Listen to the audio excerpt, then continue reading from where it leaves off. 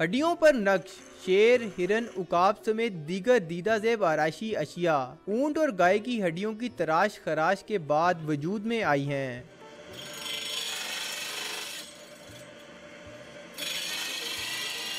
लाहौर का बूढ़ा हुनरमंद शाहनवाज पहले ताज़ा हड्डी को धूप में सुखाता है, फिर मुख्तलिफ औजारों की मदद से इन्हें खुशनुमा नक्शो निगार से मुज़य्यन करता है।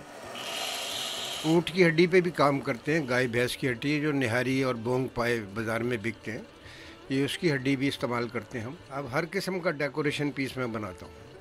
शाहनवाज का सारा दिन हड्डियों को काटते और इन्हें तराश कर दिलकश अशिया में ढालते गुजरता है। दिन के इख्तिताम पर चंद सौ रुपए ही इसकी मेहनत का समर होते हैं।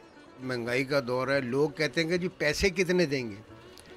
अब मैं 600 रुपये रोज़ का काम करता हूँ सारा दिन, यानी कि 10 घंटे काम करके 600 रुपये रोज़ का काम होता है। ये फन पारे इटली, चिली, मेक्सिको और दूसरे बैरूने मुल्क भी जाते हैं, ताहम इनकी तादाद अब पहले से कम है।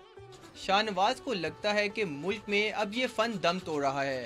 हुकूमत ने अगर माली मुआवनत ना की तो इनके बाद इनके इस हुनर की सांसें भी रुक जाएंगी।